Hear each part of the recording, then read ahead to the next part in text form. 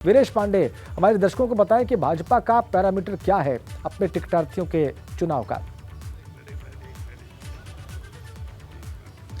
देखिए राजेंद्र जी, सबसे बड़ा सवाल तो ये है कि हमारे ये जो पत्रकार बंधु खड़े हैं इनकी बड़ी आफत और सासत है। ज़्यादातर तो लोग उम्मीदवार जो हैं वो कह रहे हैं कि भैया हमें ही टिकट दिलवा दो। आपने देखा कि उप मुख्यमंत्री ब्रजेश पाठक जी की पत्नी नम्रता भाभी के रूप में बहुत ही विख्यात हैं, जानी जाती हैं। कह रही हैं कि आप ही पत्रकार हैं, आप ही दिलवा दीजिए। तो बहुत सारी बातें, ये शुक्ला जी बहुत परेशान है, हमारे अनुभव शुक्ला जी, और ये जितने प्रत्याशी कह रहे भैया अध्यक्ष जी से मिल के आप आए थे, कुछ तो हमारी भी बता दो। तो खैर ये देखिए गाजियाबाद से लेके और बुलंदशहर से कहा भैया, आगरा, हाथरस, सब भैया बड़ी वेराइटी है यहाँ पे। अब देखिए इटावा भी, कोई कह रहा है इटावा, काशी, बनारस भी। आप कहाँ से चाचा? मतलब बनारस से आ गए हुए, चचा ना हुए तो भैया टाइप के हुए। और देखा ये चचा आ गए। चचा कहाँ से?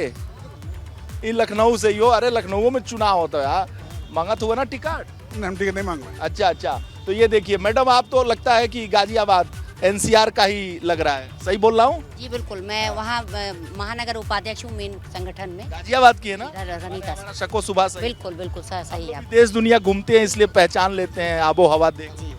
तो वहाँ महिला आरक्षित सीट है, तो उसमें मेरा भी आवेदन हमने संगठन को किया है। और बाकी तो संगठन हमारे लिए सर्वोपरि है, हमारे लिए कमल का फूल हमारा प्रत्याशी होता है।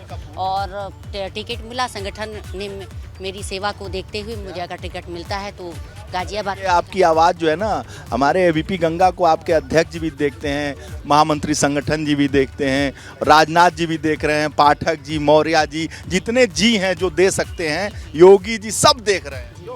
जी, मैं सुनीता सिंह, क्षेत्रीय उपाध्यक्ष महिला मोर्चा काशी क्षेत्र बनारस से हूँ। बनारस से हाई प्रोफाइल मामला है आपका? जी, तो हमारे बनारस अनारक्षित हो चुकी है, तो इसलिए मैं तो जिसको भी हमारा संगठन देता है टिकट, मैं उसके साथ हूँ। राजेंद्र, एक बात बताऊं आपको कि प्रदेश अध्यक्ष भूपेंद्र चौधरी और धर्मपाल सिंह जो महामंत्री हैं वो प्रदेश के कार्यालय में बैठे हुए हैं, और अभी मुलाकात हमारे अनुभव शुक्ला जी से उनकी हुई है।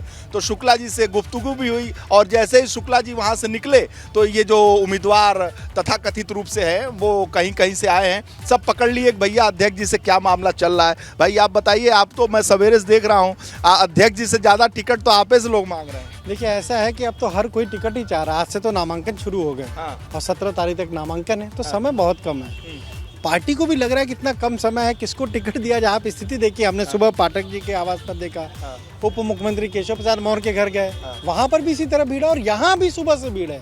प्रदेश अध्यक्ष को आज 2 जिलों में जाना था। शंकर सिंह बगल में ही थे, वहाँ तो लग रहा था कि वो परिवहन की बस लेके भाग जाए। इतनी भीड़ थी, बस पे चढ़ के घर से निकले, चले गए, फिर आखिर वो चले गए। मौर्य जी के यहाँ से निकले तो परिवहन की बस पे बैठ के निकल चुके थे, और गेट उनका भी टूट रहा था। भीड़ इतनी। उधर वो पूर्वांचल वाले शाही जी, सूर्य प्रताप शाही, वो भी बगलगीर हैं, उनके यहाँ भी इतनी भीड़। हर जगह भीड़ है, यानी हर कोई ठीक है। यही चाह रहा। आप देखिए कोई गाजियाबाद, हर जगह भीड़ है। और यहाँ हमारे बहुत सारे मेहमान भी वीरेश जुड़े हुए हैं अलग अलग राजनीतिक दलों के, और उनका भी पक्ष सुनना, उनकी राय सुनना, उनके विचार सुनना जरूरी है। और वो हमारे दर्शकों को ये बताएंगे कि ये जो भीड़ उनके पास पहुंच रही है, उनके लीडर्स के पास, उनमें वो शॉर्टलिस्ट कैसे करेंगे, क्या आधार होगा।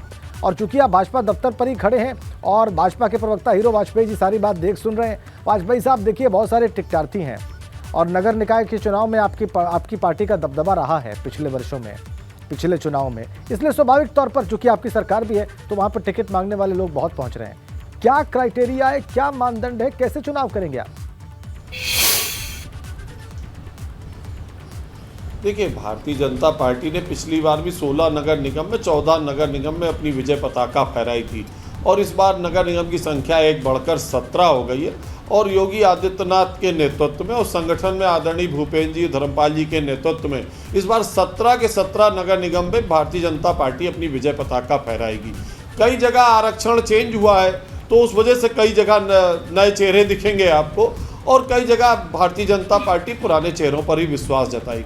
भारतीय जनता पार्टी एक कैडर बेस्ड पार्टी है, नीचे से नाम आते हैं ऊपर तक, और ऊपर सिलेक्शन होता है, उसमें तमाम बिंदु देखे जाते हैं, जैसे कि वहाँ पर क्षेत्र में काम करना, क्षेत्र की क्या रिपोर्ट है, हमारे संगठन में नीचे बूथ से लेकर ऊपर तक क्या रिपोर्ट है, क्या समय है, क्या उस परिस्थितियां हैं, इन सब आधार पर पार्टी तय करती है किसको टिकट देना। सभी विधायक, सांसद, सबकी राय से हमारी एक पार्टी में एक संगठन है और उसमें एक नीति निर्णायक मंडल है, अंतोगत्वा वहां आकर टिकट का निर्णय होता है। तो मुझे लगता है बहुत सारी परिभाषाएं तय होती हैं, उसके बाद जाकर कोई व्यक्ति टिकट पाता है। ठीक है, आपने बताया कि कैडर बेस्ड पार्टी है और कैसे कैसे नाम भेजे जाते हैं उसका आपने जिक्र कर दिया।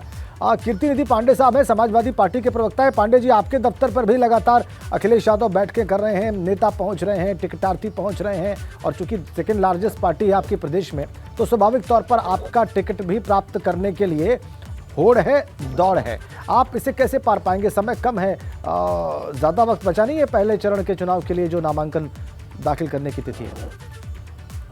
देखिए, निकाय का चुनाव है और निकाय का चुनाव कार्यकर्ताओं का चुनाव, छोटा चुनाव है, कार्यकर्ताओं को चुनाव लड़ना चाहिए। और समाजवादी पार्टी पिछले दिनों जब चुनाव का ऐलान हुआ था, उसके पहले हमने हर जनपदों में अपने प्रभारी नियुक्त कर दिए हैं और हमारे प्रभारी अपने अपने जनपदों में बैठक करके महापौर के टिकट के उम्मीदवारों के बारे में, पार्षदों के टिकट के उम्मीदवार के बारे में और टाउन एरिया जो नगर पालिकाओं के जो चेयरमैन के उम्मीदवार हैं, उन सब के बारे में लोकल स्तर पे चर्चा करके और सहमति बना करके नामों को लखनऊ कार्यालय पे भेजने का काम कर रहे हैं। और आज से कल तक हमें उम्मीद है पूरे उत्तर प्रदेश से नाम पार्टी मुख्यालय पे पहुंच जाए और पार्टी मुख्यालय से उस पर सहमति बन करके पूरे उत्तर प्रदेश के नगर निगम में महापौर, पार्षद, टाउन एरिया के चेयरमैन, नगर पालिका चेयरमैन के उम्मीदवारों का ऐलान 1 से 2 दिन में होना शुरू हो जाएगा। इसके लिए पार्टी के जितने प्रभारी हैं पूरे मुस्तैदी के साथ अपने अपने जनपदों में काम कर रहे हैं और लोकल बॉडीज के साथ एक तालमेल बना करके, सहमति बना करके एक 2 नाम प्रदेश कार्यालय को भेजने का काम कर रहे हैं। ठीक है, आप कह रहे हैं कि कल तक ये सारे नाम आ जाएंगे और उसके बाद नाम शॉर्टलिस्ट कर लिए जाएंगे। शुचि विश्वास है, कांग्रेस पार्टी की प्रवक्ता है। शुचि, पिछले अगर नगर निगम के मेयर का चुनाव देखा जाए तो आपकी पार्टी ने समाजवादी पार्टी से बेहतर प्रदर्शन किया था। दूसरे नंबर पर सबसे ज़्यादा आपके ही उम्मीदवार थे। तो इस बार कैसे आप, क्या वो लोग जो दूसरे नंबर पर रहे थे, मेयर पद के आपके उम्मीदवार थे, नहीं जीत पाए लेकिन दूसरे नंबर पर रहे, उनको ही आप लोग आगे रखेंगे या फिर कुछ नया देखने को मिलेगा? शुचि, आदरणीय श्रीमती प्रियंका गांधी जी के नेतृत्व में संगठन को हमने और स्ट्रॉन्ग किया है और इसको और धरातल पर सशक्त बनाने का प्रयास किया है। और अभी मंथन का दौर जारी है, सब लोग अप्रोच कर रहे हैं, लगातार हमारी शहर कांग्रेस कमेटी की भी मीटिंग्स हो रही हैं। तो ये मुझे लगता है एक सामूहिक विमर्श का विषय है। और दूसरा, चाहे मैंने सपा को भी सुना और बीजेपी को भी सुना, जो ये भारी भीड़ उमड़ रही है, ये भी एक स्वस्थ संकेत है। जितने ज्यादा लोग राजनीतिक दलों में इलेक्टोरल पॉलिटिक्स में हिस्सा लेने के लिए इंटरेस्टेड होते हैं या जो महिलाओं के प्रति सीटें आरक्षित है, तो ये एक स्वस्थ संकेत है कि लोग इस प्रक्रिया में सामूहिक, सार्वजनिक, राजनीतिक रूप से हिस्सेदारी चाहते हैं।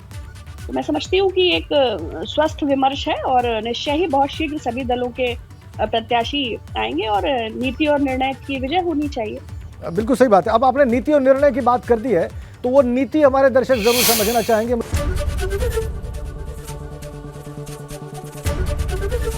एबीपी गंगा, खबर आपकी, जुबान आपकी।